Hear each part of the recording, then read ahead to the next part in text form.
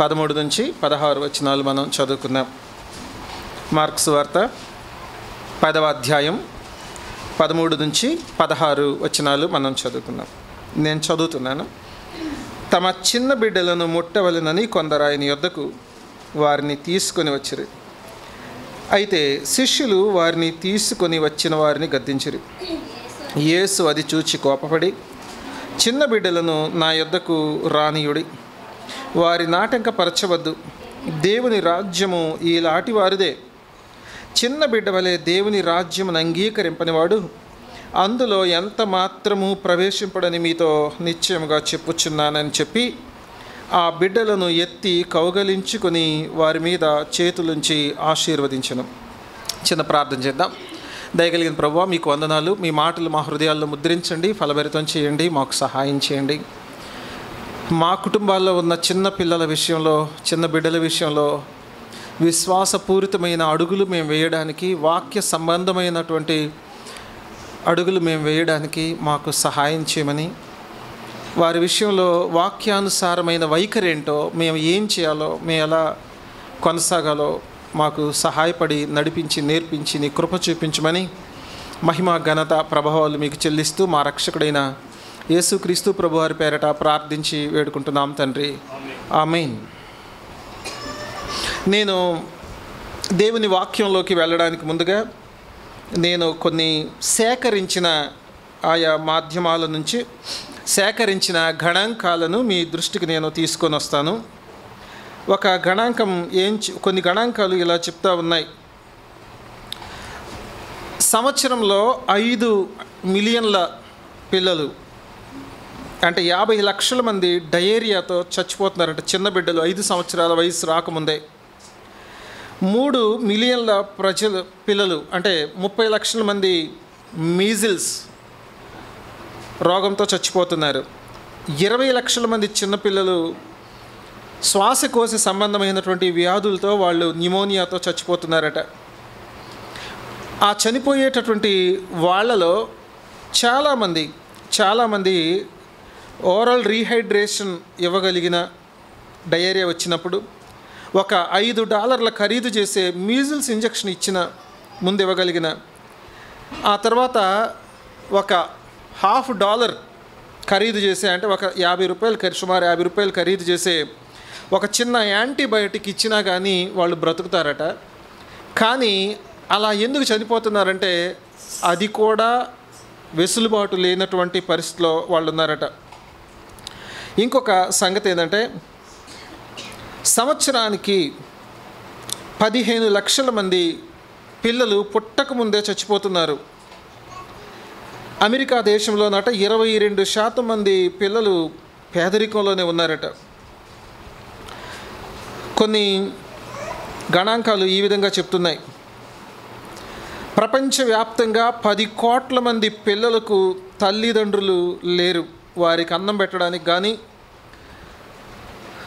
వారికి వసతి కల్పించడానికి కానీ, కనీసం వాళ్ళని మేమున్నాం అని ధైర్యం చెప్పడానికి తల్లిదండ్రులు లేనటువంటి చిన్నపిల్లలు 10 కోట్ల మంది ప్రపంచవ్యాప్తంగా ఉన్నారట.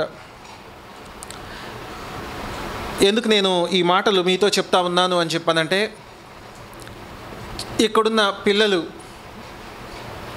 తల్లిదండ్రులు కలిగి ఉంటే, బాల్యంలో మీరు ఆరోగ్యంగా ఉంటే, మీకు అనారోగ్యం వచ్చినప్పుడు మీకు వైద్యం చేయించే మంచి తల్లిదండ్రులు ఉంటే, ఆ అన్నం పెట్టేటటువంటి పరిస్థితి మీ ఇంట్లో ఉంటే, మీకు మంచి చదువులు వసతి ఇచ్చేటటువంటి పేరెంట్స్ ఉంటే, దాన్ని బట్టి మీరు ప్రభువుని స్తుతించాలి.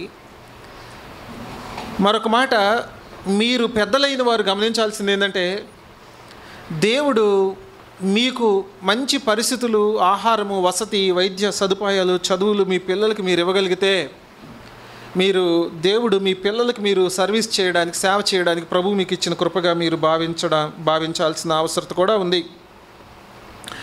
కీర్తన గ్రంథం ఒక మాట చెప్తుంది. 127వ కీర్తనలో 3, 4, 5 వచనాలు ఇలాగుంటాయి. ఏమందంటే, గర్భఫలము యెహోవా అనుగ్రహించు బహుమానము,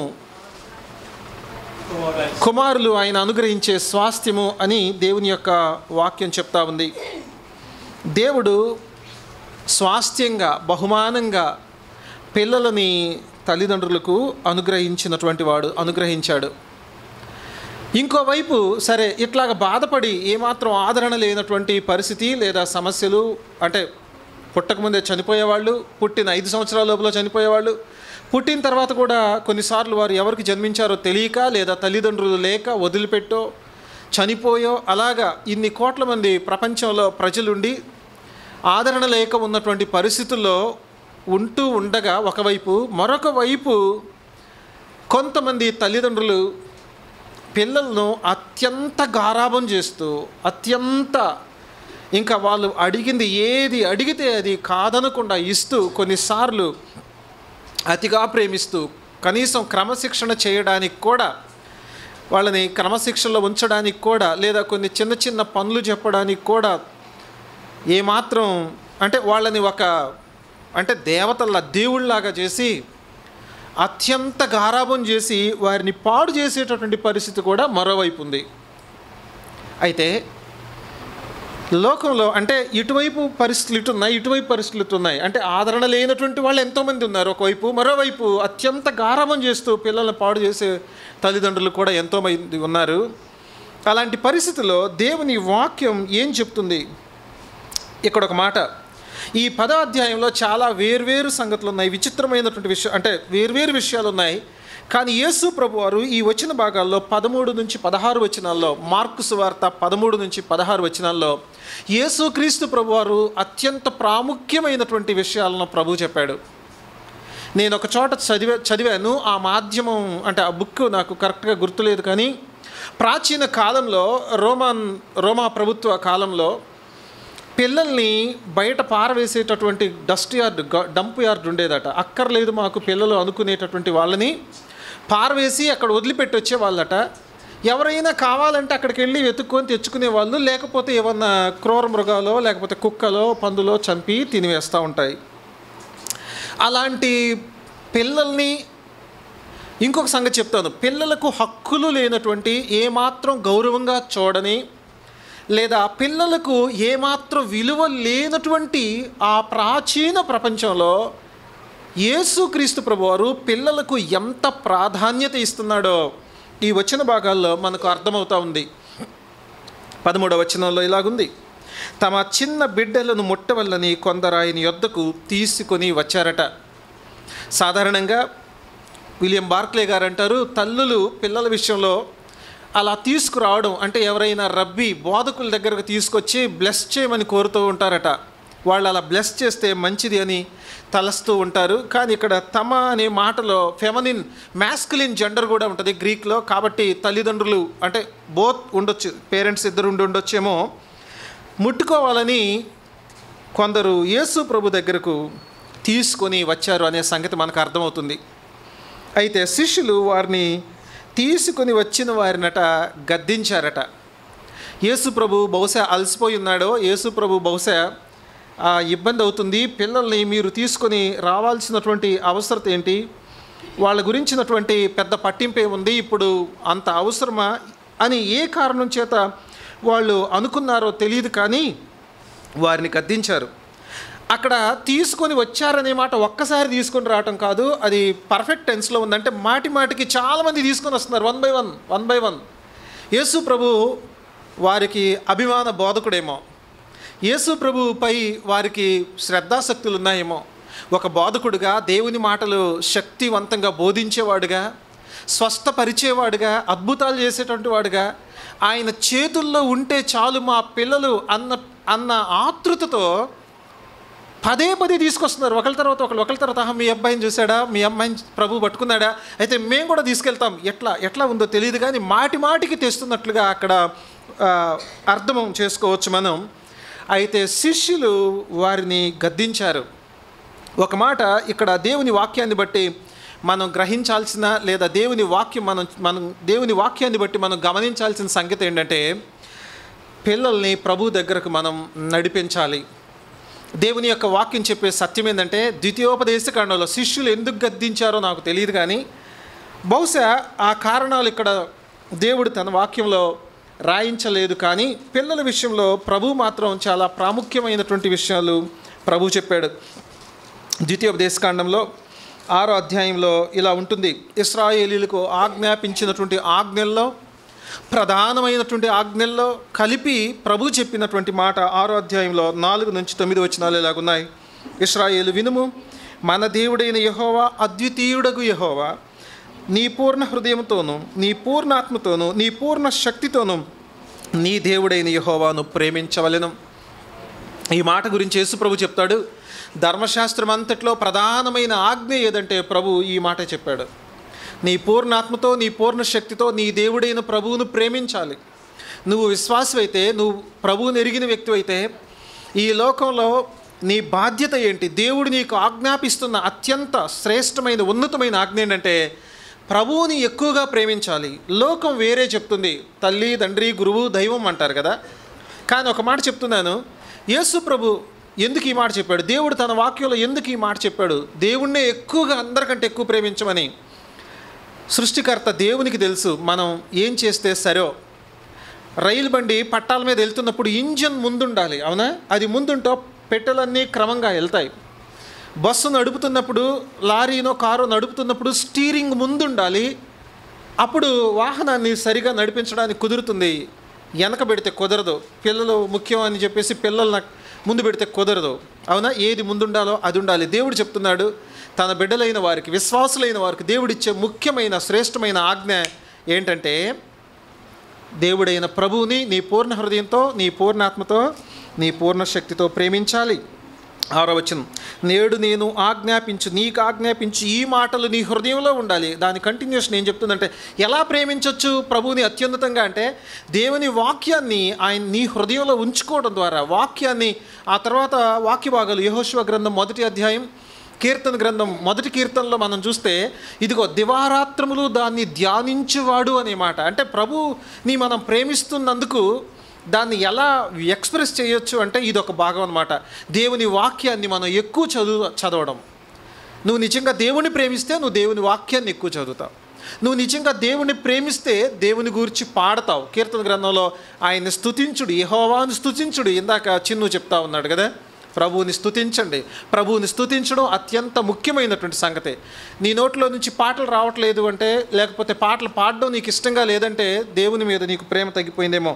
తర్వాత 7వ వచనం చూడండి, నీ కుమారులకు వాటిని అభ్యసింపజేసి, ఏంటి అభ్యసింపజేయాలి? దేవుని వాక్యాన్ని. నీ ఇంట కూర్చుండినప్పుడు, త్రోవను నడుచినప్పుడు, పండుకొన్నప్పుడు, లేచినప్పుడు వాటిని గూర్చి మాట్లాడవలెను. చాలాసార్లు మనం అనుకుంటాం కుటుంబ ప్రార్థనలో ఇక చాలులే అనుకుంటాం. కాదట, పడుకున్నప్పుడు, లేచినప్పుడు, కూర్చున్నప్పుడు, తర్వాత అధ్యాయంలో ద్వితీయోపదేశకాండాలు కనపడదు. నువ్వు పొలంలో ఉన్నప్పుడు, నువ్వు త్రోవలో ఉన్నప్పుడు, వింటున్నారా? నువ్వు బయట ఉన్నప్పుడు, నువ్వు లోపల ఉన్నప్పుడు దేవుని వాక్యం గురించి పిల్లలతో మాట్లాడాలి, అవునా? సూచనగా వాటిని కట్టుకోవాలి నీ చేతికి. అవి నీ కన్నుల నడుమ బాసికం వలె ఉండాలి. నీ ఇంటి ద్వార బంధముల మీద, నీ గౌనుల మీద నా వాక్యాన్ని రాయాలి అని దేవుడు చెప్తున్నాడు. సమాజం క్రమశిక్షణలో ఉండడానికి, పిల్లలు క్రమశిక్షణలో ఉండడానికి, ప్రయోజకులుగా ఉండడానికి, వింటున్నారా? దేవుడు తీర్చిదిద్ది మానవుల యొక్క శ్రేయస్సును కోరి మానవులకు ఆజ్ఞాపించాడు ఆయన వాక్యంను పిల్లలకు నేర్పించమని. అసలు ఒక మాట చెప్పాలంటే ఎడ్యుకేషన్ గురించి, ఎడ్యుకేషన్ చదివించాలి, నేర్పించాలి అని చెప్పిందే దేవుని వాక్యం. వింటున్నారా? చదువు కావాలి, నేర్చుకోవాలి అని చెప్పిందే దేవుని యొక్క వాక్యం. మనం గమనించాలి. ఓ మాట చెప్పాలి, చాలాసార్లు తల్లిదండ్రులు ఏం చేస్తుంటారంటే పిల్లల గురించి పెద్దగా ఏముందలే, పిల్లలకి ఎందుకులే అనుకుంటారు, అవునా? పిల్లలకి ఎందుకులే అనుకుంటారు చదువు, పిల్లలకి వాక్యం ఎందుకులే అనుకుంటారు, పిల్లలకి ప్రార్థన ఎందుకులే అనుకుంటారు. అయినా పిల్లలకి చిన్నపిల్లలు వాళ్ళకి ఎందుకు అని అంటారు, అవునా కదా? ముసలోళ్ళేమో మాకెందుకు అంటారు. మరి యవనస్తులేమో వాడు యవనస్తుడు కదా అంటారు. మరి ఇంకెవరికి కావాలి మరి? సరే, ఈ విషయం పక్కన పెట్టండి. చాలామంది తల్లిదండ్రులు ఏమనుకుంటారంటే పిల్లల్ని ఇలా అనుకుంటారు. ఒక మాట చెప్తాను, దేవుని వాక్య దృక్పథం మనకు రావాలి అంటే దేవుని వాక్యం ఏం చెప్తుందో అదే సత్యం, మనం అనుకునేది కాదు. కొంతమంది అంటారు పిల్లలు దేవుళ్ళు అంటోళ్ళు అంటారు. దేవుడు అంట, పిల్లలు అంటే ఎవరు చెప్పండి? దేవుడు అంట. పిల్లలు దేవుడు కాదు, దేవుని వాక్యం చెప్తుంది. దేవుని వాక్యం ప్రకారంగా ఏ భేదము లేదు, అందరూ పాపం చేసి ఉన్నారు అని ఉంది. వింటున్నారా? పెద్దవాళ్ళు పెద్ద పాపులైతే చిన్నవాళ్ళు చిన్న పాపులు. అర్థమైందా? పెద్దవాళ్ళు పెద్ద పాపులైతే పిల్లలు పిల్ల పాపులు, అవునా? పెద్ద పాము అయితే చిన్న పాము పిల్ల పాము అన్నమాట. అంటే వీళ్ళు పెద్దవాళ్ళు అయితే రక్షణ లేకపోతే వారి జీవితంలో వారి హృదయం పరివర్తన లేకపోతే వారు పాపులే, పరిపక్వతలోకి వెళ్ళినటువంటి పాపులు అవుతారు. కాబట్టే వాళ్ళ హృదయము సరిగ్గా నడిపించబడాలి. దేవుని బిడ్డలుగా విశ్వాసులు గుర్తుంచుకోవాల్సిన సంగతి ఏంటంటే పిల్లలు కూడా పాపులే, వారి హృదయం కూడా పాప భూయిష్టమైందే. వింటారా? ఆదాము వరుసలో వాళ్ళు కూడా పాపంలోనే ఉన్నారు. ఇంకో సంగతి ఏంటంటే వాళ్ళ హృదయం కూడా పరివర్తన చెందాల్సి ఉంది, వాళ్ళ హృదయం కూడా మారాల్సి ఉంది. హృదయ పరివర్తన కావాలి, వారి జీవితంలో రక్షణ కార్యం జరగాలి. ఎడ్యుకేషన్ సైకాలజీలో మేమేం చదువుకుంటామంటే సైకాలజీ అంటే స్టడీ ఆఫ్ సోల్ అన్నారు ప్రాచీన కాలంలో. ఆ తర్వాత స్టడీ ఆఫ్ మైండ్ అన్నారు ఆ తర్వాత కాలంలో. ఆ తర్వాత కాలంలో ఏమన్నారంటే స్టడీ ఆఫ్ బిహేవియర్ అన్నారు, ఎక్స్టర్నల్ బిహేవియర్ అన్నారు. అంటే ఆత్మ మనసు మనకు కనపడదు కాబట్టి పైన ఉన్నటువంటి ప్రవర్తనను అధ్యయనం చేయటమే ఎడ్యుకేషన్ సైకాలజీ, మనోవిజ్ఞాన శాస్త్రం.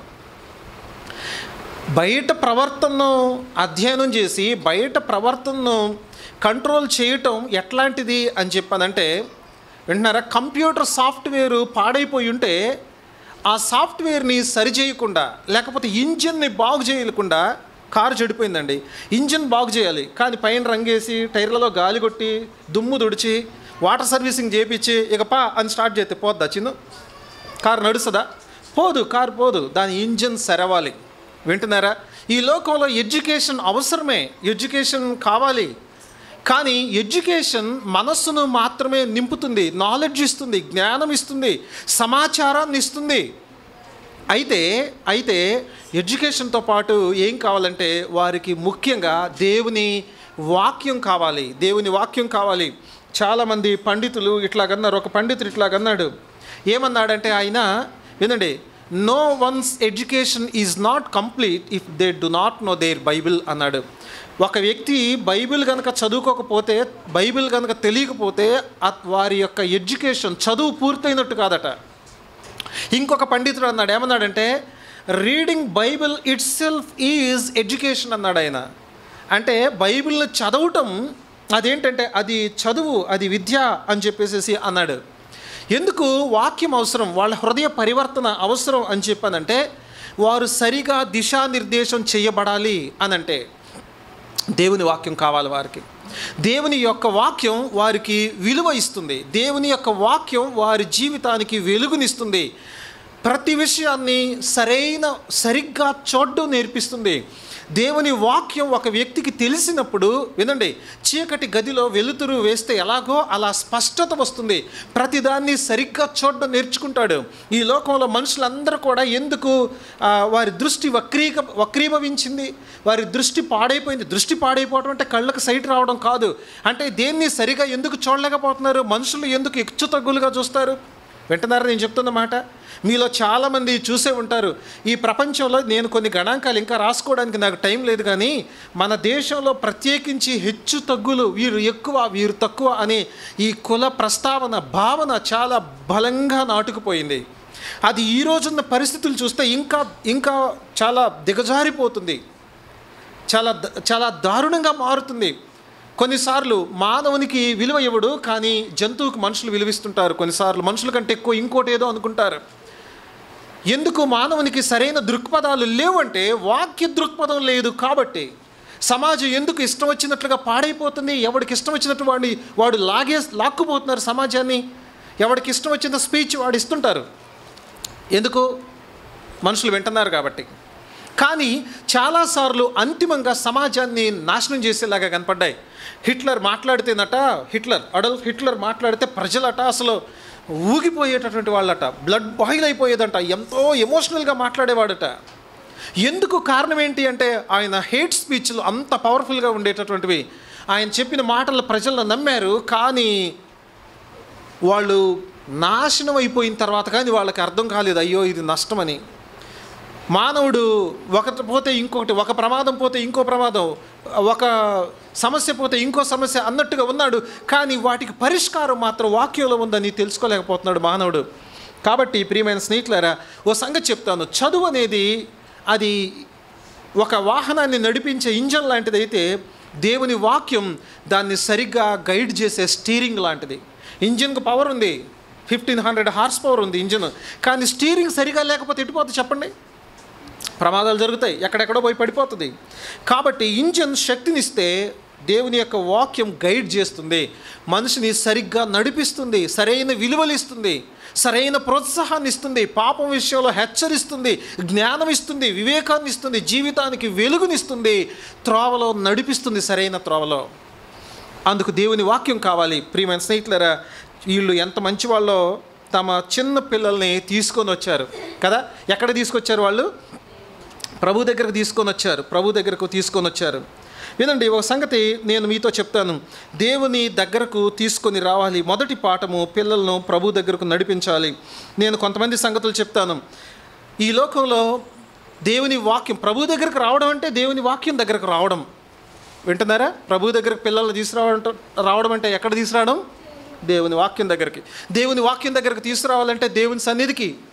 అంటే మనం ఆదివారం వెళ్ళి ఆరాధన చేస్తున్నప్పుడు, ప్రభుని ఆరాధన చేస్తున్నప్పుడు వారు కూడా మనతో కలిసి ఆరాధనలో ఉండడం, పాడుతున్నప్పుడు వారు కూడా కలిసి పాడడం, అవునా? ప్రార్థనలో పాలు పొందడం, లేకపోతే చిన్నపిల్లల కార్యక్రమాలు జరిగినప్పుడు వాటికి వారిని ప్రోత్సహించడం.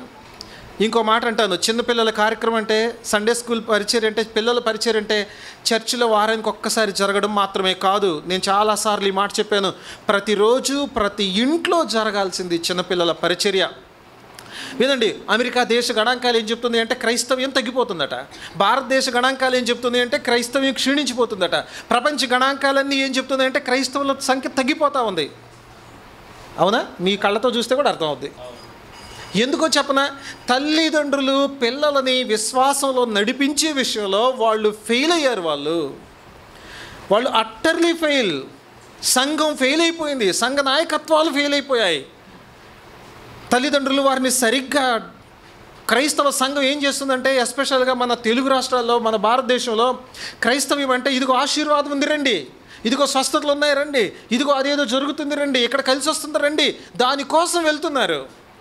కానీ దేవుని దగ్గరే నిజంగా వారి జీవితానికి మేలుందని, వారి బిడ్డల జీవితం సరిగ్గా నడిపించబడుతుందని, వారు రక్షించబడాల్సిన అవసరం ఉందని, నిత్య నరకం నుంచి తప్పించబడాలని, ఈ లోకంలో వారి జీవితం ఇతరులకు మాదిరికరంగా వెలుగుగా ఉండాలనే సంగతిని క్రైస్తవ సంఘ పెద్దలు మర్చిపోయారు, సంఘ బోధకులు మర్చిపోయారు.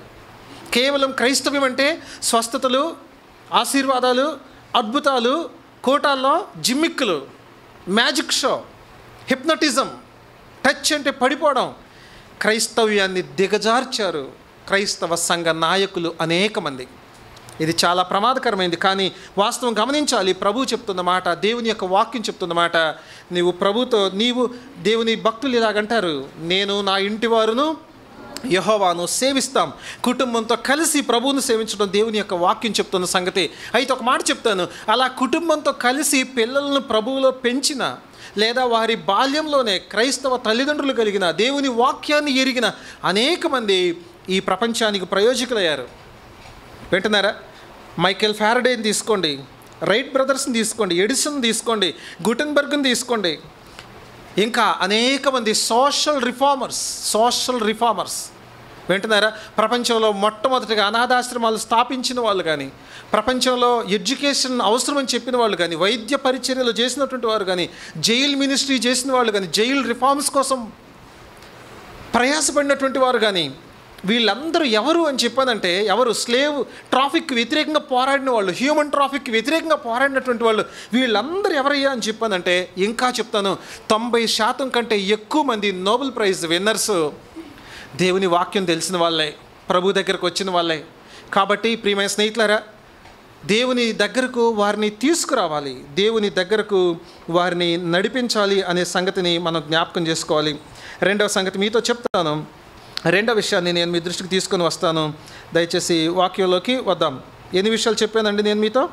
ఒక విషయం చెప్పాను, చిన్న బిడ్డలను నడిపించాలి.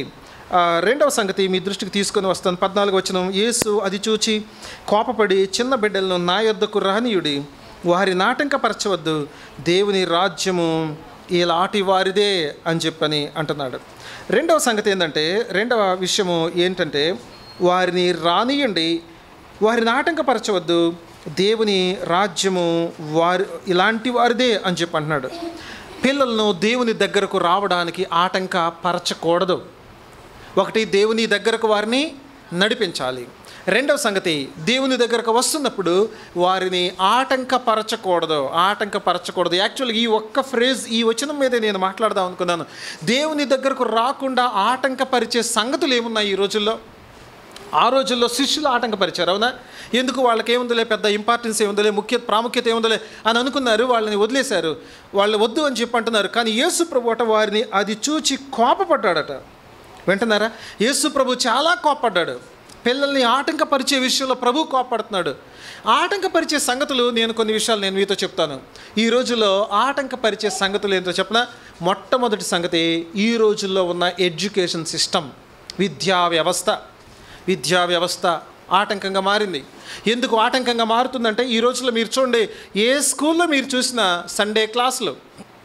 అవునంటారా కాదంటారా? ఒక ఎడ్యుకేషన్ ఆఫీసర్ ఒక స్టేట్మెంట్ పేపర్లో చదివాను, నేను చెప్తాను. నల్గొండ జిల్లా డిస్ట్రిక్ట్ ఎడ్యుకేషన్ ఆఫీసర్ డిఈఓ ఇలాగ ఒకసారి స్టేట్మెంట్ ఇచ్చాడు.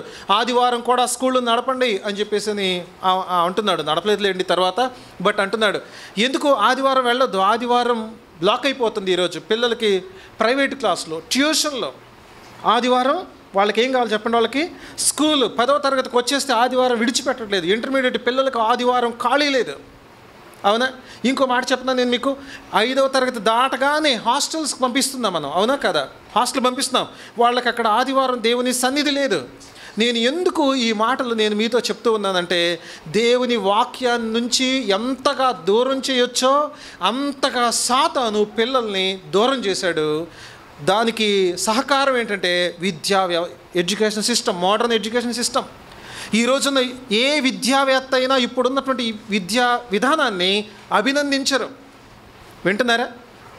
మేము చదువుకోవడమే కాదు, టీచర్స్ కొన్ని కమిషన్లు కూడా చెప్పాయి, పిల్లలు అభివృద్ధి చెందాలి అంటే వాళ్ళ పర్సనాలిటీ డెవలప్మెంట్ అంటే ఏంటంటే, వాళ్ళు ఫిజికల్గా డెవలప్ అవ్వాలి, భౌతికంగా, మానసికంగా, నైతికంగా, సాంఘికంగా, స్పిరిచువల్గా వాళ్ళు డెవలప్ అవ్వాలి. కానీ స్పిరిచువల్ ఆస్పెక్ట్ కనబడదు. ఈరోజు ఎందుకు నేను ఈ ఎడ్యుకేషన్ సిస్టమ్ సరిగా లేదంటున్నానంటే, కేవలం మార్కులే. చెప్పండి, చదువు అంటే ఏంటి చెప్పండి? కేవలం మార్కులు, ర్యాంకులు, ఇంకా చెప్పనా ఉద్యోగం, అంతే. స్కిల్ డెవలప్మెంట్ కనిపించడం లేదు చాలా మటుకు. కొన్నిసార్లు పిల్లలకు బాధ్యతలు తెలియట్లేదు. చదువు ఉంది, మంచి మార్కులు ఉన్నాయి, కానీ సోషల్ రెస్పాన్సిబిలిటీస్ తెలియట్లేదు, న్యాచురల్ రెస్పాన్సిబిలిటీస్ తెలియట్లేదు కొన్నిసార్లు. ఎందుకంటే పిల్లల్ని ఏం చేశారంటే మార్కులు సంపాదించే యంత్రాల్లా చేశారు. టీచర్లనేమో అడ్మిషన్లు తీసుకొచ్చే కూలీల్లాగా చేశారు. వింటున్నారా? విద్యని వ్యాపారం చేశారు, అవునా కాదా చెప్పండి? ఎన్ని డబ్బులు పెడితే అంత గట్టి చదువు అన్నట్టుగా అయిపోయింది అనమాట. వింటున్నారా? స్కూల్లో, కాలేజీల్లో ఏసీ బస్సులు, ఏసీ క్యాంపస్లు. వినండి, మీరు ఎక్కడికన్నా వెళ్తే హోటల్కి వెళ్ళినప్పుడు మీకు చికెన్ బిర్యానీ ఎంత, మటన్ బిర్యానీ ఎంత, స్పెషల్ బిర్యానీ ఎంత, లేకపోతే ఉంటాయి కదా అందుట్లో ఐస్ క్రీమ్ ఎంత అన్నట్టుగా, మీరు కాలేజీకి వెళ్తే, ఇంటర్మీడియట్కి వెళ్ళారనుకోండి, ఇదిగో ఈ ప్యాకేజ్ ఇంత, ఒకే గ్రూపు కానీ ఈ ప్యాకేజీ 2 లక్షలు, ఈ ప్యాకేజీ 1,80,000, ఈ ప్యాకేజీ 1,50,000, ఈ ప్యాకేజీ 1,50,000, 20,000. అంటే అందుట్లో కూడా అంటే రూము, ఫెసిలిటీ, అందులో ఏసీ ఉంటుంది, ఏసీ ఉండదు, ఈ స్టాఫ్ ఇలా అంటే డబ్బులు పెట్టిన వాళ్ళకి పెట్టినంత అన్నట్లుగా ఉందన్నమాట. వినండి, కానీ గణాంకాలు ఏం చెప్తున్నాయో తెలుసా? 10వ తరగతి లోపు చదువుకున్న వాళ్ళకట నిరుద్యోగం లేదంట. కానీ 10 నుంచి ఇంటర్మీడియట్కి వెళ్ళిపోయిన తర్వాత కొంచెం నిరుద్యోగం ఉందంట. డిగ్రీ అయిపోయిన తర్వాత ఇంకా నిరుద్యోగం ఎక్కువ ఉందంట. పీజీ అయిపోయిన తర్వాత ఇంకా ఎక్కువ నిరుద్యోగం ఉందంట. మన భారతదేశ గణాంకాలు నేను చెప్పేది, ఒట్టి మాట కాదు. చదువు స్కిల్ని ఇవ్వట్లేదు, కేవలం వ్యాపార సాధనమైంది. తల్లిదండ్రులు కష్టపడి సంపాదించే సంపాదనలో 50% స్కూళ్ళకి, కాలేజీలకి పిల్లలు ఖర్చు పెడితే, 50% హాస్పిటల్ ఖర్చు పెడితే ఏమీ లేదు, ఇంక అయిపోయింది. వింటున్నారా? 50% ఏమో ఈ స్కూళ్ళు, కాలేజీలు దోచుకుంటాయి, ఇంకొక 50% ఏమో హాస్పిటల్స్ దోచుకుంటాయి. కానీ మీకు తెలుసా, క్రైస్తవ మిషనరీ పరిచర్య ఉచితంగా విద్యను అందించింది భారతదేశానికి. ఉచితంగా వైద్యాన్ని నేర్పించి, అతి తక్కువ ఖర్చుతో వైద్యం, అవునంటారా కాదంటారా? ప్రాణాలకు తెగించి ప్రాణాలు త్యాగం చేసి ఇక్కడ మిషనరీ పరిచర్య చేశారు. స్కూల్స్ కొరకు, వైద్యం, హాస్పిటల్స్ కొరకు. ఈరోజేమో క్రైస్తవ్యం భారతదేశానికి శత్రువు అయిపోయింది. క్రైస్తవ్యం అంటే మత మార్పిడి అయిపోయింది. మైక్ పర్మిషన్ తీసుకోవడానికి నేను ఒక ఆఫీసర్ని కలిస్తే ఆయన అంటాడు, మత ప్రచార సభల ఇవి అన్నట్టుగా మాట్లాడుతున్నాడు ఆయన. క్రైస్తవ్యం భారతదేశానికి వచ్చి 2000 సంవత్సరాలు అవుతుంది. ఇంకా ఎట్లాగ చూస్తుందంటే సమాజం ఇది విదేశీ మతం, ఇది అన్యమతం అన్నట్లుగా చూస్తూ ఉంది. ప్రియమైన స్నేహితులారా, యేసు ప్రభు దగ్గరకు రావడానికి ఇప్పుడున్న విద్యా వ్యవస్థ ఒక ఆటంకంలాగా అయిపోయింది. అంతేకాదు హాస్టల్ సిస్టమ్ అదొక ఆటంకంలాగా అయిపోయింది. అంతేకాదు పని విధానాలు, ఉద్యోగాలు, అవునంటారా కాదంటారా? పెద్దలు, తల్లిదండ్రులు చూడండి, షిఫ్ట్లు, ఈ షిఫ్ట్ ఖాళీ ఉంటే ఆ షిఫ్ట్ ఖాళీ ఉండదు, ఒక ఆదివారం వస్తే మరొక ఆదివారం ఖాళీ ఉండదు.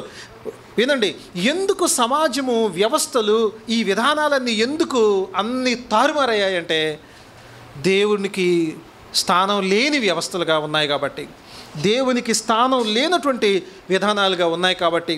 కానీ దేవుని యొక్క వాక్యం చెప్తున్నటువంటి సంగతి ఏంటంటే వారిని ఆటంకపరచొద్దు, వారిని ప్రభు దగ్గరకు నడిపించండి. మీ పిల్లలు మంచి పిల్లలుగా తీర్చిదిద్దాలని మీకు కోరికుంటే వారిని దేవుని దగ్గరకు నడిపించండి. మీ పిల్లలకు మంచి జ్ఞానం కావాలి అనే కోరిక మీకుంటే వారికి రోజు దేవుని వాక్యాన్ని చదివించండి.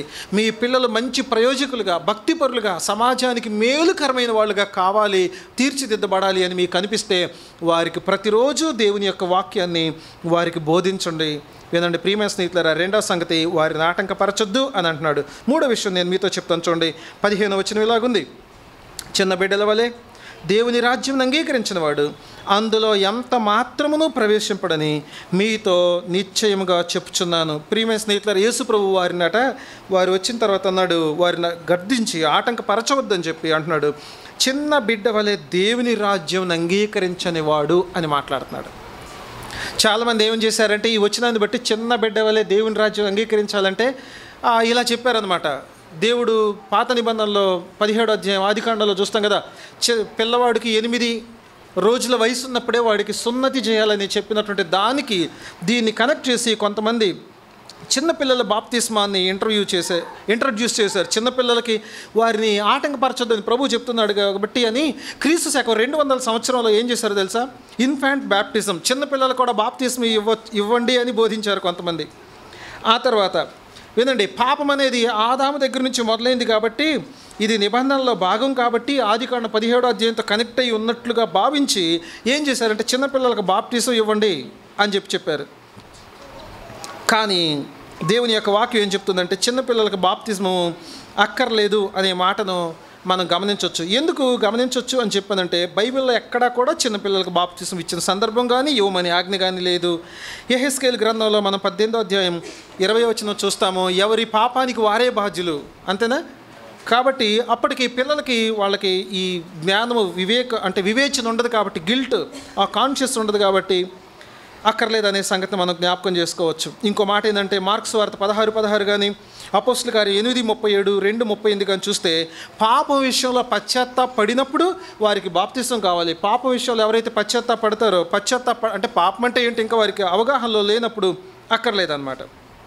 కాబట్టి ప్రియమైన స్నేహితులారా, ఇంకో సంగతి ఏంటంటే ఈ విషయంలో కనుక పాపం విషయంలో వారికి అవగాహన కలిగి ప్రభువుని స్వీకరిస్తే, ప్రభు కావాలంటే వారు కొంత పరిపక్వత వచ్చిన తర్వాత వారు బాప్తిసం తీసుకోవడం మంచిది. అయితే ప్రభు అంటున్నాడు దేవుని రాజ్యం చిన్నపిల్లల వరే అంగీకరించాలి అంటున్నాడు.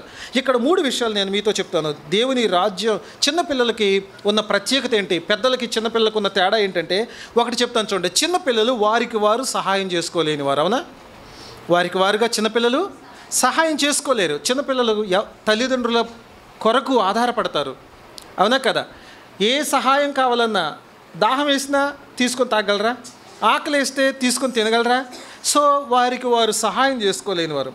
రెండవ సంగతి ఏంటంటే వారు తమపై తాము ఆధారపడలేరు. కనీసం అట్లీస్ట్ దేనికోసమైనా, ఏ విషయం కోసమైనా ఒకవేళ కింద పడితే కూడా వాళ్ళు, అవునా కదా? యేసు ప్రభు వారిని ఎత్తుకున్నాడంటే అంత చిన్న పిల్లల గురించి మాట్లాడుతున్న సందర్భం అన్నమాట ఇది, ఓకేనా? వినండి, వారు తమపై తాము ఆధారపడలేనటువంటి వారు. ఇంకో సంగతి చెప్తాను చూడండి, తమను తాము నడిపించుకోలేని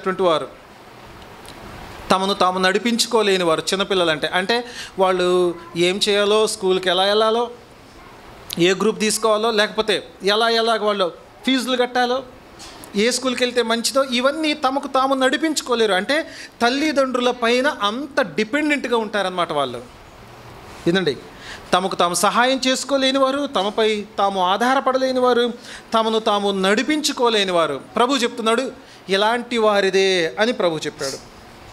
ఇలాగ చిన్న బిడ్డ వల్లే దేవుని రాజ్యం అంగీకరించినటువంటి వాడు దానిలో ప్రవేశించలేడు అన్నాడు. ప్రభు రాజ్యాన్ని అంగీకరించడం అంటే వినండి, రక్షణ విషయంలో కూడా మానవుడు వినండి, తనకు తాను నేను సహాయం చేసుకుంటాను, రక్షణకి ప్రభు నాకు అక్కర్లేదు, నన్ను నేను రక్షించుకోగలను, నా పుణ్య కార్యక్రమాలు నన్ను రక్షిస్తాయని తమకు తాము సహాయం చేసుకుంటామని మనిషి అనుకుంటే వాడికి రక్షణ లేదు, వాడికి దేవుని రాజ్యం లేదు.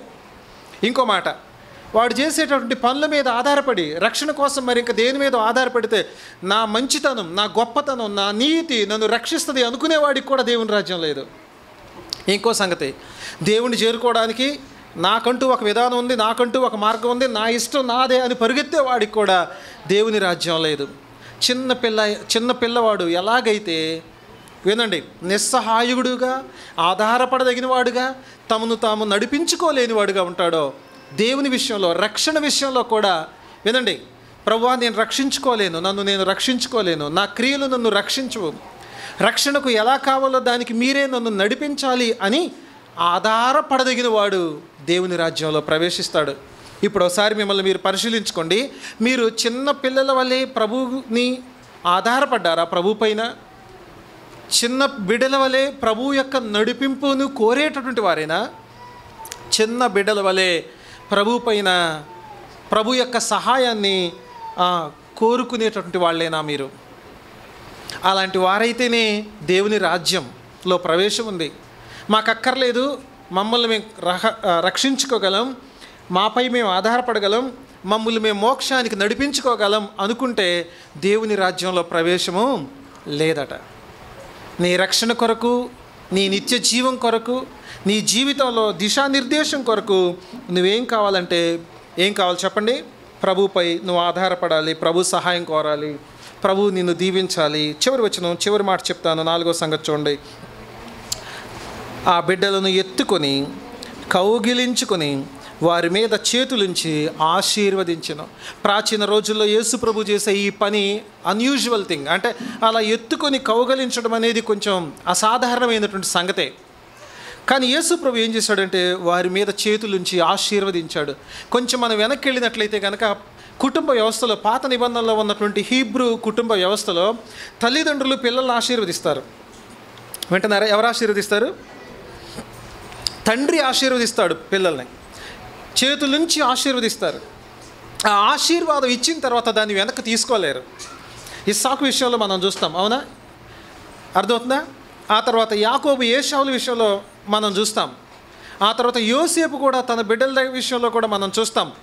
ఆశీర్వదించడం అంటే ఆ ఆశీర్వాదానికి వారధి ఈ తల్లిదండ్రులు. యేసు ప్రభు నిజమైన ఆశీర్వాదానికి మూలమైన అని భావించి ప్రభు దగ్గరికి తీసుకొచ్చాడు. ప్రభు ఏం చేశాడంటే వాళ్ళని ఆశీర్వదించాడు. ఇప్పుడు మాట చెప్తాను, నిజమైన ఆశీర్వాదం ఎక్కడుంది చెప్పండి?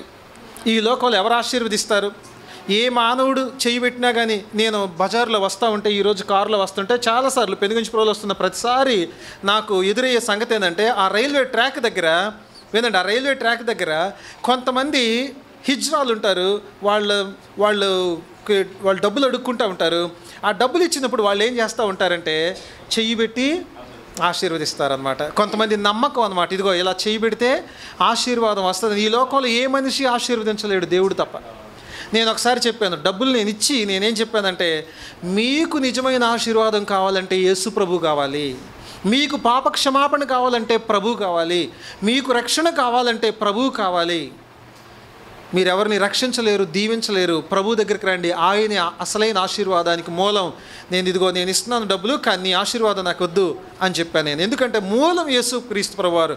ఈరోజు మీరు జ్ఞాపకం చేసుకోండి, మంచి జరగాలి పిల్లలకి. ఈరోజు ఏ తల్లిదండ్రులైనా ఏమని కోరుకుంటారు తెలుసా? పిల్లలు బాగుండాలి, అవునా? కష్టపడి సంపాదించేదంతా, కష్టార్జితమంతా, ప్రయాసంతా, ఇంకా అనేక రకాలైనటువంటి ప్రయత్నాలన్నీ కూడా పిల్లల కొరకే. పిల్లలే సర్వస్వం, అవునంటారా కాదంటారా? పిల్లలే సర్వస్వం, అంతకంటే ఏమనుందా? పిల్లలు అట్ట అనుకోరులేండి. పిల్లలు మా అమ్మ అట్లా, మా నాన్న ఇట్లా, వాళ్ళు కంప్లైంట్ చేస్తారు, వాళ్ళకి తర్వాత తెలుస్తుంది, అది వేరే విషయం. కానీ తల్లిదండ్రులకు మాత్రం పిల్లలే సర్వస్వం. పిల్లల్ని ప్రాణప్రదంగా చూసుకుంటారు. అవునా కదా? ఇప్పుడు ఒక సంగతి నేను మీతో చెప్తాను. వాళ్ళు ఏది అడిగితే అది ఇస్తారు. నిజంగా వాళ్ళని ప్రేమించడం అంటే వాళ్ళు అడిగిందల్లా వాళ్ళకి ఇవ్వడం కాదు, వారికి అవసరమైంది ఇవ్వడం, వారిని సరిగా దిశానిర్దేశం చేయడం. 2004వ సంవత్సరంలో ఒక ఇన్సిడెంట్ జరిగింది. విజయవాడలో శారదా కాలేజీలో ఒక కుర్రాడు ఏం చేశాడంటే ఒక అమ్మాయిని నరికి చంపాడు కాలేజీలోనే. ఆ రోజుల్లో ఇంత సోషల్ మీడియా, సెల్ ఫోన్లు ఇవేం లేవు. అప్పుడు కొత్తగా సెల్ ఫోన్లు వస్తున్నాయి అన్నమాట. చాలా కొత్తగా ఇంట్రడ్యూస్ అవుతుంది మొబైల్. ఆ టైంలో మాకు ఇన్ఫర్మేషన్ వచ్చింది. అయితే వార్తాపత్రికలు చదివేటటువంటి వాడిని అనమాట. నేను బాగా ఎడిటోరియల్ అంతా చదివేవాడిని న్యూస్ పేపర్లో. నేను ఆ తర్వాత కాలంలో దాన్ని చూస్తున్నాను, నేను చదివాను అనమాట. వాళ్ళ నాన్నని ఇంటర్వ్యూ చేస్తున్నారు. పేపర్లో వాళ్ళు రాశారయ్యా, మీ కొడుకు ఇలా ఎందుకయ్యాడు? వాళ్ళ నాన్న చెప్తున్నాడు, వాడు ఏది అడిగితే అది ఇచ్చానండి, ఏది కావాలంటే నేను కొనిపెట్టానండి అంటాడు వాళ్ళ నాన్న. మరి ఎందుకు ఇలాగయ్యాడంటే నాకు తెలియదు ఎందుకు అయ్యాడు అలాగా. పిల్లల్ని ప్రేమించడం అంటే వాళ్ళకి అడిగింది ఇవ్వడం కాదు, వాళ్ళు అడిగిందల్లా ఇస్తే వాళ్ళు బాగవరు. వాళ్ళకి అవసరమైంది ఉంది, అసలైంది అది ఇవ్వాలి వాళ్ళకి. అది ఇవ్వకుండా నువ్వు ఏది ఇచ్చినా అది ఆశీర్వాదం కాదు. ఈ మధ్య నేను వార్తాపత్రికలో చదివాను, కొత్తగా ఆయనకు పుట్టిన మనవడు, అంటే మనవడు పుట్టాడంట వాళ్ళ ఇంట్లో. పుడితే ఆ మనవడు కట్ట 240 కోట్లు ఆస్తి ఇచ్చాడంట ఆయన. ఇవ్వడం తప్పేం కాదు, ఆస్తి ఉన్నప్పుడు ఇవ్వచ్చు. కానీ ఒక సంగతి చెప్తాను, అసలైన ఆశీర్వాదం ఆస్తిలో లేదు. అసలైన ఆశీర్వాదం పిల్లలకి వాళ్ళకి కొనిచ్చే వస్తువుల్లో లేదు. పిల్లలకి అసలైన ఆశీర్వాదం వారికి మీరు కొనిచ్చే బైకుల్లో లేదు. అసలైన ఆశీర్వాదం వారి కోసం మీరు సమకూర్చేటువంటి సంపదలో లేదు. అసలైన ఆశీర్వాదం స్వార్థలో ఉంది. వారు నిజంగా ఆశీర్వదించబడాలంటే అంటే వారు భవిష్యత్తులో ప్రయోజకులైనటువంటి వ్యక్తులుగా, ప్రయోజకులైన పౌరులుగా, వాళ్ళు పెద్దవాళ్ళు అవుతారు, ఉద్యోగాలు చేస్తారు, ఆఫీసర్లు అవుతారు, లేకపోతే ఆయా విభాగాల్లో వాళ్ళు పని చేస్తూ ఉంటారు, డాక్టర్లు అవుతారు, లాయర్లు అవుతారు. అవునా కదా చెప్పండి? వాళ్ళందరూ అక్కడ పనిచేసే మంచి ప్రయోజకులు కావాలంటే వారిని స్వార్థీకరించాలి, వారిని నిజమైన ఆశీర్వాదకరమైనటువంటి ప్రభు దగ్గరకు నడిపించాలి. అందుకే నేను మీతో చెప్పాను, మీరు ఇంగ్లాండ్ తీసుకోండి, అమెరికా తీసుకోండి, గొప్ప దేశాలుగా అవి ఒకప్పుడు ఎదిగాయి. కారణం ఏంటంటే వాటి చట్టాలను రూపించినటువంటి వాళ్ళు, ఆ దేశాలకు చట్టాలు చేసిన వాళ్ళు దేవుని వాక్యం బాగా ఎరిగినటువంటి, చిన్నప్పటి నుంచి చదివినటువంటి క్రైస్తవ విశ్వాసులు. నేను చెప్పే మాట మీకు అర్థమవుతుందా? ఈరోజు మీ క్రైస్తవ జీవితాన్ని ఆదివారం 1 గంటకే పరిమితం చేయొద్దు. క్రైస్తవులు అంటే ఊరికి మందిరానికి వచ్చి పోయేదానితోనే ఉండొద్దు. లేదా మీ పిల్లలకు భక్తి అంటే కేవలం సండే స్కూల్తోనే పరిమితం చేయొద్దు. లేదా ఏదో వీబీఎస్కి పంపించాము, అక్కడ పాటలు పాడారు, డ్యాన్స్ చేశారు, ఎగిరారు, వాళ్ళకి ఏదో గిఫ్ట్లు ఇచ్చారు, అక్కోళ్ళు మంచిగా ఆటలు ఆడిచ్చారు, దాంతో పరిమితం చేయొద్దు. కాదు, ప్రతిరోజు ప్రతి సమయంలో వారిని స్వార్థీకరించాల్సినటువంటి అవసరం ఉంది. వింటున్నారా? వారిని నిజమైన ఆశీర్వాదం కొరకు వారిని నడిపించాల్సినటువంటి అవసరం ఉంది. 4వ సంగతి చెప్పండి. 1 ప్రభు దగ్గరకు నడిపించాలి. 2 ప్రభు దగ్గరకు రావడానికి వారికి ఉన్న ఆటంకాలు తొలగించాలి. 3వది చిన్న బిడ్డలాగా దేవుని రాజ్యాన్ని అంగీకరించాలి. 4వ పాఠం వారిని స్వార్థీకరించాలి. నేను సంగతి మీ దృష్టికి తీసుకొని వస్తాను. ఒకసారట డిఎల్ మూడీ గారు ఒక సభలో వాక్యం చెప్పారు. ఏదో చిన్న మీటింగ్ అది. ఆ మీటింగ్లో వాక్యం చెప్పిన తర్వాత ఎంతమంది రక్షించబడ్డారు అని చెప్పానంటే ఒక ఆయన అన్నాడంట, 2.5 మంది రక్షించబడ్డాడు అన్నారంట. ఏమన్నాడు? 2.5 అంటే 2.5 మంది అని చెప్పి అన్నాడంట. అంటే 2 పెద్దలట, 1 పిల్లోడంట. ఎంతమంది రక్షించబడ్డారయ్యా నిన్న జరిగిన కన్వర్జేషన్లో అంటే ఆయన చెప్పాడట 2.5 మంది అన్నాడంట. అంటే విన్న వ్యక్తి అన్నాడంట, ఓహో 2 పెద్దలు 1 పిల్లోడా అన్నాడంట. అంటే మూడీ గారు అన్నాడంట, కాదు 2 పిల్లలు 1 పెద్ద ఆయన అన్నాడంట. ఎందుకంటే వీళ్ళు ఫుల్గా విశ్వాసంలోకి వచ్చారు పిల్లలిద్దరు. వీళ్ళు ఫుల్ జీవితాన్ని ఇచ్చారు ప్రభుకి. వాళ్ళ జీవితం ప్రారంభంలో ఉంది, వాళ్ళ జీవితాన్ని పూర్తిగా ఇచ్చారు. ఈ పెద్ద ఆయన హాఫ్ కన్వర్షన్ ఎందుకు అయ్యాడంటే సగం ఆల్రెడీ అయిపోయింది, ఇక మిగతా సగమే మిగిలింది, అందుకే 2.5 అని చెప్పి అన్నాడంట. ఇంకో మాట చెప్తాను చూడండి. రాబర్ట్ మొఫాట్ గారట ఒక మీటింగ్ పెట్టాడట. చాలా గొప్ప సువార్థికుడు ఆయన, రాబర్ట్ మొఫాట్ ఆయన పేరు. ఆయన ఒక మీటింగ్ పెట్టారు, సువార్త సభ ఏర్పాటు చేశారు. ఆ సువార్త సభకు చాలా ఆటంకమైంది. పెద్దగా ఎవరూ రాలేదు, కొద్దిమంది చిన్నపిల్లలు వచ్చారంట. చిన్నపిల్లల మీటింగ్ తెలుసుగా మీకు ఎట్ట జరిగిద్దో? చిన్నపిల్లలు సండే స్కూల్ ఎట్ట జరిగిద్దో అంతాకి తెలుసు కదా. ఎట్ట జరిగిద్ది సండే స్కూల్? ఎట్ట కూర్చొని చెప్పండి, ఎట్ట కూర్చొని తింటారా? ఏం చేస్తారు? ఒకడు తుమ్ముతాడు, ఇంకోటి దగ్గుతాడు, ఇంకోటి గిల్లుతాడు. అవునా? అంతేనా కాదా? అక్కడ ఏదో మ్యూజిక్ పరికరాలు ఉంటే వీడు లేచిపోయి వాటిని గెలుగుతూ ఉంటాడు ఒకడు. అవునా కాదా? ఒక్కొక్క వెరైటీగా చేస్తూ ఉంటాడు. చాలా నిరుత్సాహం వచ్చిందట. కానీ ఆ చిన్నపిల్లలు, నేను కూడా కొన్నిసార్లు ఎక్కడో ఒక మీటింగ్కి వెళ్తే అందరూ చిన్నపిల్లలు వచ్చారు. 2-3 పెద్దోళ్ళు ఉంటే మీరు ఇంటి ఏదంటే లేకపోతే పక్కన ఉండండి అని ఆ చిన్నపిల్లలకే నేను వాక్యం చెప్పాను నేను. సరే, రాబర్ట్ ముఫార్ట్ గారట వాళ్ళ పిల్లలందరిని పిలిపించి, ఒరేయ్ రండిరా మీకు మంచి స్టోరీ చెప్తా అని చక్కగా వాళ్ళకి సువార్త చెప్పాడు. సువార్త చెప్పినప్పుడు ఏం జరిగిందో తెలుసా మీకు? ఆ సువార్త కూడికలో ఒక పిల్లోడు రక్షించబడ్డాడు, ఒక అబ్బాయి రక్షించబడ్డాడు. ఆ అబ్బాయి పేరు ఏం పేరు చెప్పనా? David Livingstone. ఏం పేరు చెప్పండి? David Livingstone. డేవిడ్ లివింగ్స్టన్ వినండి. ఆయన ఆఫ్రికా దేశానికి, ఆయన అంటారు పైనీర్ ఆఫ్ ద మిషనరీస్ అంటారు. ఆఫ్రికా దేశానికి అనేక మంది మిషనరీలు వెళ్ళి సేవ చేయడానికి అసలు ఈ మిషనరీయే కారణం. ఆయనే ముందెళ్ళి డైరెక్షన్ చేశాడనమాట, ముందెళ్ళి మార్గాన్ని సిద్ధం చేశాడనమాట అట్లాంటి చీకటి కణంలోకి. ప్రియమైన స్నేహితులారా, ఒక భక్తుడు కొన్ని విషయాలు ఇలా చెప్పాడు. చాలా మార్గాలు ఉన్నాయి వాళ్ళని ప్రభు దగ్గరకు నడిపించడానికి. ఏంటో తెలుసా ముఖ్యమైనది? We can evangelise them with a gospel saturated home. స్వార్థ నింపబడిన గృహాల ద్వారా వాళ్ళని స్వార్థీకరించండి. దేవుని వాక్యం నింపబడిన ఇళ్ల ద్వారా వారిని శిష్యులుగా చేయండి. ప్రార్థన నింపబడిన కుటుంబాల ద్వారా వారితో కలిసి ప్రార్థన చేయండి. అంతేకాదు వారిని ప్రోత్సహించండి, ఆశీర్వదించండి, వారిని సవాలు చేయండి. అంతేకాదు యేసుక్రీస్తు ప్రభుతో నింపబడిన జీవితాల ద్వారా వారిని మీలో ప్రభువుని చూడనియండి అని రాశాడు ఒక భక్తుడు. ప్రియమైన స్నేహితులారా, పిల్లలు దేవుడిచ్చిన ప్రశస్తమైన వనరులు, దేవుని యొక్క బహుమానం, దేవుని యొక్క స్వాస్థ్యం. వింటున్నారా? వారిని నువ్వు ఎలా దిశానిర్దేశం చేయొచ్చో, వారి బాల్యం దేవుడు నీకు ఇచ్చిన ఒక మంచి అవకాశం.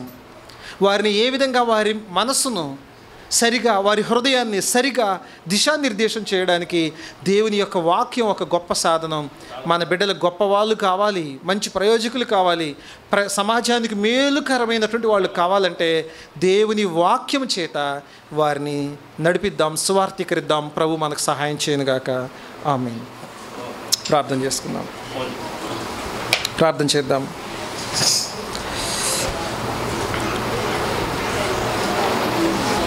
దయగలిగిన మా తండ్రి, మీకు వందనాలు. మీరు మమ్మల్ని ప్రేమించి మాకు ఇచ్చిన యొక్క సమయాన్ని బట్టి కృతజ్ఞతలు. ఇదిగో మా ప్రియమైన తండ్రి, మీ వాక్యంలో చిన్న బిడ్డలకు ఎంత ప్రాధాన్యత ఉందో మీ వాక్యం మాకు నేర్పిస్తూ ఉంది. ఇదిగో కుమారులు యెహోవా అనుగ్రహించే స్వాస్థ్యము, గర్భఫలం ఆయన ఇచ్చే బహుమానమని మీ వాక్యం మాకు బోధిస్తూ ఉంది. అవును, వారిని మీ దగ్గరకు నడిపించడానికి, వారికి ఉన్న ఆటంకాలు మేము తొలగించడానికి, అంతేకాదు చిన్న బిడ్డల్లా మేము దేవుని రాజ్యాన్ని అంగీకరించడానికి, అంత మాత్రమే కాదు వారిని సువార్థీకరించడానికి మాకు సహాయం చేయండి. ఇదిగో మేము సువార్త చేయకముందే సాతానుడు వాడి వార్తను వాళ్ళ హృదయాల్లో నింపుతున్నాడు. వారి హృదయాల్ని వాడి ఫిలాసఫీతో ఆక్యుపై చేస్తున్నాడు. ఇదిగో మా ప్రభు, మా కుటుంబాల్లో ఉన్న బిడ్డల విషయంలో భారంతో మేము ప్రార్థించడానికి, దేవుని వాక్యాన్ని నేర్పించడానికి, సువార్త కేంద్రాలుగా మా కుటుంబాలు ఉండడానికి మాకు సహాయం చేయండి. మేము బలహీనము, చేతగాని వారు, మా శక్తి చాలదు, మా సామర్థ్యం చాలదు. ఇదిగో మానవుడిని రక్షణలోకి నడిపించడానికి నిజంగా అది ఎంతో ఉత్కృష్టమైనటువంటి పని, అది చాలా క్లిష్టమైన పని. వారి కొరకు ప్రభా ఇక్కడున్న ప్రతి తల్లి, ప్రతి తండ్రి వారిని ప్రభా ప్రశస్తమైన వనరులుగా భావించి వారిని క్రీస్తు కొరకు నడిపించే కృపనిమ్మని ప్రార్థిస్తున్నాం. ఇదిగో ప్రభా, మంచి తల్లిదండ్రులు కలిగిన పిల్లల బట్టి మీకు వందనాలు, మంచి వనరులు కలిగిన బిడ్డలను బట్టి మీకు వందనాలు, మంచి బిడ్డలు కలిగిన తల్లిదండ్రులను బట్టి కూడా వాక్యం చేత కుటుంబాలు కట్టుకునే కృపనిమ్మని కోరుకుంటూ మా రక్షకుడు యేసుక్రీస్తు వారి పేరట ప్రార్థించి వేడుకుంటున్నాం తండ్రి. ఆమేన్. మన